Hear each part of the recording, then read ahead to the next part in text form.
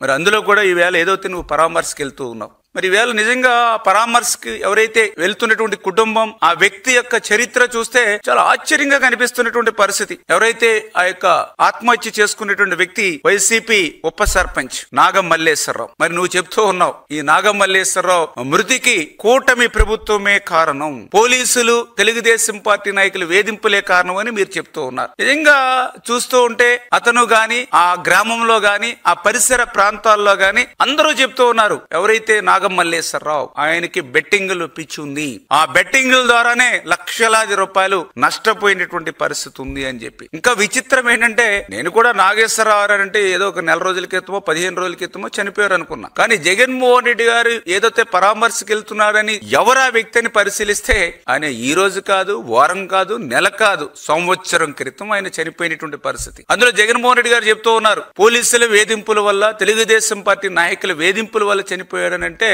నేను ఏ రోజు ఆయన చనిపోయారని చూస్తే 2024 జూన్ 5వ తేదీన ఆ రోజు ఏదైతే పురుగు మందు అంటే గడ్డి మందు తాగి ఆయన ఆసుపత్రిలో చేరి మరి ఆయన 9వ తేదీన జూన్ 9వ తేదీన ఆయన చనిపోయారు. అప్పటికి అసలు ఇంకా కూటమి ప్రభుత్వమే ఆంధ్రప్రదేశ్ రాష్ట్రంలో ఏర్పడలేదు. ముఖ్యమంత్రిగా గానీ ఎవరు కూడా ఇంకా ప్రమాణ స్వీకారం కూడా చేసుకుని బాధ్యతలు కూడా ఎవరు చేపట్ల ఈ రాష్ట్రంలో. మరి అటువంటి వ్యక్తి ఆ బెట్టింగ్లు కూడా అతను ఆత్మహత్య చేసుకోవడానికి కారణం కూడా చెప్తే ఒక రకంగా జగన్మోహన్ రెడ్డి ఆయన మృతికి కారణం. ఎందుకంటే ఆయన లక్షల రూపాయలు ఆయన ఆస్తులకి మించి ఆ రోజు బెట్టింగ్. ఎందుకంటే అది కూడా జగన్మోహన్ రెడ్డి గారు ఏదైతే ఎలక్షన్ పోలింగ్ కి ముందే కాదు, పోలింగ్ అయిన తర్వాత కూడా చెప్పాడు why not 175 why not Kuppam అని కూడా ఆయన చెప్పాడు. ఆఖరికి ఆయన ఐపాక్ టీం దగ్గర కూడా వెళ్ళి మరి మన వైఎస్ఆర్సీపీ పార్టీ గెలుస్తుందని చెప్పాడు. అదేవిధంగా 11వ తారీఖున ముహూర్తం పెట్టుకున్నామని మీ సాక్షి ఏదైతే అవినీతి ఛానల్ చెప్పింది. అక్కడ ఋషికొండని బోడిగుండి చేసి అక్కడ ఒక ప్యాలెస్ లో మేము పాలన సాగిస్తున్నామని చెప్పారు. అంటే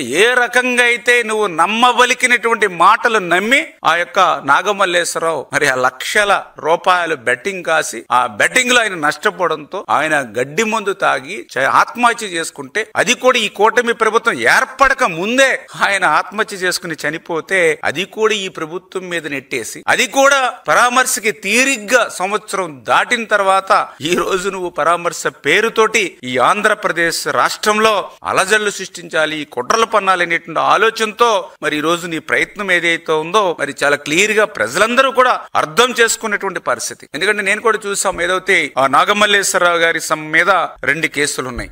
ఆ 2 కేసులు కూడా ఎప్పుడు నమోదయ్యాయంటే, ఒకటి నీ ప్రభుత్వం అధికారంలో అంటే జగన్మోహన్ రెడ్డి అధికారంలో ఉండగానే 2022లో ఏదైతే క్రైమ్ నెంబర్ 169/2022 మరి ఒకసారి. అదేవిధంగా రెండవ కేసు చూస్తే 2010లో క్రైమ్ నెంబర్ 50/2010 అంటే ఆయన మీద నాగమల్లేశ్వరరావు ఎవరైతే ఆత్మహత్యకు పాల్పడ్డాడో అతని మీద ఉన్నటువంటి 2 కేసులు కూడా తెలుగుదేశం ప్రభుత్వంలో ఉన్నటువంటి 14-19 సమయంలో కూడా లేనిటువంటి పరిస్థితి. మరి ఇటువంటి స్థితిలో ఎక్కడ తెలుగుదేశం పార్టీ నాయకులు మరి కక్షపూరితమైనటువంటి చర్యకు పాల్పడినటువంటి పరిస్థితి ఉంది. టీడీపీ ప్రభుత్వం వేధించింది అనడానికి అసలు ప్రభుత్వం ఏర్పడక ముందే అతను చనిపోతే, అంటే ఇటువంటి వాస్తవాలను కూడా దాచిపెట్టి ఈవేళ ఈ యొక్క జగన్మోహన్ రెడ్డి ఈ యొక్క కూటమి ప్రభుత్వం మీద కావాలనే ఈ రోజు మరి ఆరోపణలు చేస్తున్నటువంటి పరిస్థితి కూడా చాలా క్లియర్ గా ప్రపంచం అంతా గుర్తించేలా జరుగుతున్నటువంటి ఆ యోగా డేని సక్సెస్ చేయడానికి అందరం కూడా నిమగ్నమైనటువంటి పరిస్థితి. స్వయంగా ప్రధాని కూడా వస్తున్నటువంటి పరిస్థితి.